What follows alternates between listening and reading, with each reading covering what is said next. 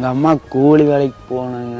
அதனால் இந்த 1000 ரூபா இருக்கிறனால அவங்கக்கிட்ட காசு கேட்குறதில்ல.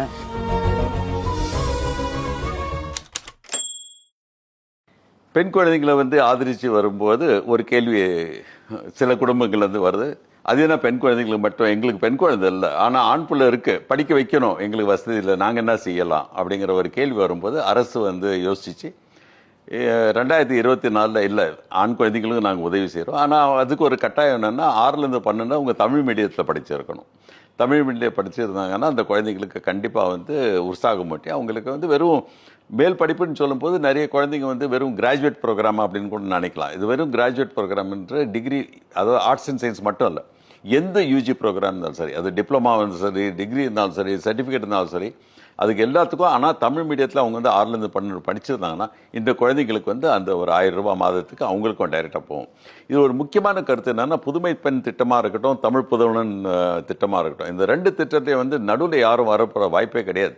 காசு நேராக அந்த குழந்தையுடைய அவங்களுடைய அக்கௌண்ட்டில் டைரெக்டாக போய் சேரும். அதனால் குழந்தைங்களுக்கு ஒரு ஓனர்ஷிப், பொறுப்பு வரும். என் பேங்க்கில் என் பணம் என் சேருது அப்படின்னு வரும்போது கண்டிப்பாக நிறைய குழந்தைங்களுக்கு ஒரு பொறுப்பு, என் பணத்தை நான் எப்படி செலவழிக்கணும். ஸோ பொருளாதாரத்தையும் இன்டைரக்டாக நாங்கள் சொல்லித்தரோம் இந்த திட்டங்கள் மூலியமாக. ஒரு ரெஸ்பான்சிபிலிட்டி, ஓனர்ஷிப்பும் வரும்போது நிறைய குழந்தைங்க படித்து முன்னுக்கு வரும்போது கண்டிப்பாக அந்த குடும்பங்கள் முன்னேறும். குடும்பங்கள் முன்னேறிச்சுன்னா அந்த ஒரு கிராமமோ ஒரு டவுனோ ஒரு நகரமோ முன்னேறதுக்கு வாய்ப்புகள் உண்டு. நம்ம நகரம் மாநிலமே முன்னேறதுக்கு பல விதமான வாய்ப்புகள் உண்டு. என் பேர் ஜெயராம், நான் சிறுவாணி சாடிவேல இருக்கேன்.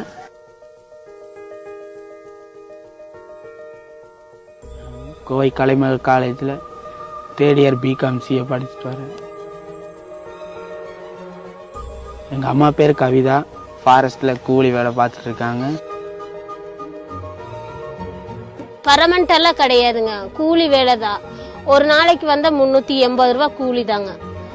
ஏன்னா நான் லீவ் போட்டு ஏதோ லீவ் உடம்பு சரியில்லாத லீவ் இருந்தாலும் நம்மளுக்கு சம்பளம் கொடுக்க மாட்டாங்க. அதை வச்சுட்டு தான் நான் அந்த 3 பசங்களையும் ஜமாளித்து எப்படியோ கஷ்டப்பட்டு வேலை செஞ்சுட்டு இருக்கிறேங்க.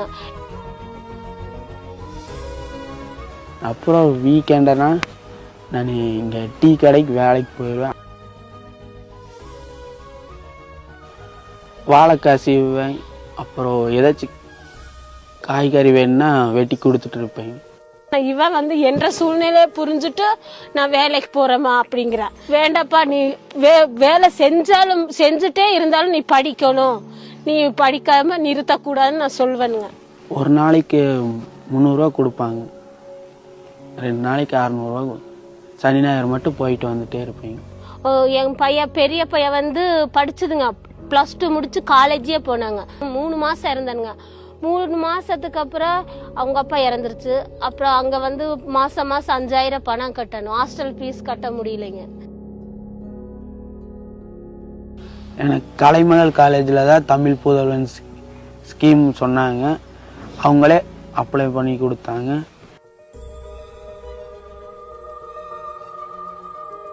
அப்புறம் மாதமான 1000 ரூபா என்னோட அக்கௌண்ட்டுக்கே சேர்ந்துருங்க. இப்போ தமிழ் புதல்வன் பணம் வர்றதுனால நான் இப்போ டீ கடைக்கு வேலைக்கு போகிறத கொஞ்சம் கம்மி பண்ணிவிட்டு படிக்கிறதுக்கு கொஞ்சம் டைம் ஸ்பெண்ட் பண்ணிட்டுருக்கேன்.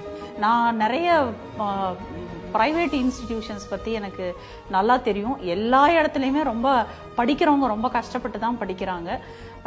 அந்த சமயத்தில் இந்த தமிழ் புதல்வன் ஸ்கீம் கவர்மெண்ட் இன்ட்ரடியூஸ் பண்ணது எங்களை மாதிரி ஒரு கிராமத்தை பேஸ் பண்ணி இருக்கிற ஒரு கல்லூரிக்கு எங்கள் ஸ்டூடெண்ட்ஸுக்கு ரொம்ப ஹெல்ப்ஃபுல்லாக இருக்குது. எங்கள் அம்மா கூலி வேலைக்கு போனாங்க, அதனால் இந்த 1000 ரூபா இருக்கிறனால அவங்கக்கிட்ட காசு கேட்குறதில்ல.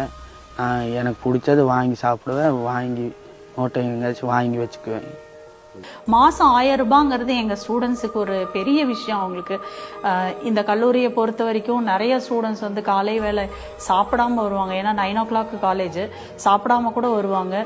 மத்தியானம் ஒரு நேரம் சாப்பிடுவாங்க, 2:30க்கு காலேஜ் முடிஞ்சோடனே வேலைக்கு போயிடுவாங்க. என் பையன் இந்த மாதிரி இருக்கக்கூடாது.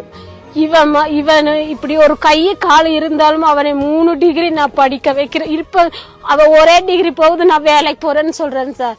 ஆனால் நான் விட மாட்டேங்க, நீ வேலைக்கு போனாலும் இன்னமும் 2 டிகிரி படிக்கணும், நல்ல முறையாக இருக்கணும்ப்பா. அவங்கள தான் 2 பேரை படிக்க வைக்க முடியல, உன்னையாவா அந்த 3 டிகிரி படிக்க வைப்பேன் அப்படிங்கிற உறுதியில் அதை சொல்லிட்டு இருக்கிற கேளுங்க. இப்போ பல ஆண்டுகளுக்கு முன்பு அப்படின்னு பார்க்கும்போது இப்போ நாங்களும் படிக்கிற காலத்தில் வந்து ஒரு ஃபீஸுங்கிறது ஒரு பெரிய விஷயம்.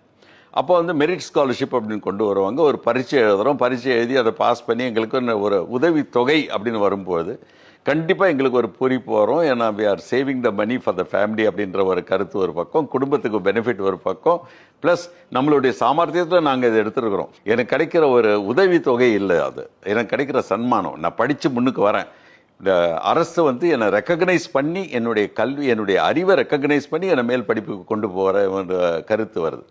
So it is not a scholarship, it is a support.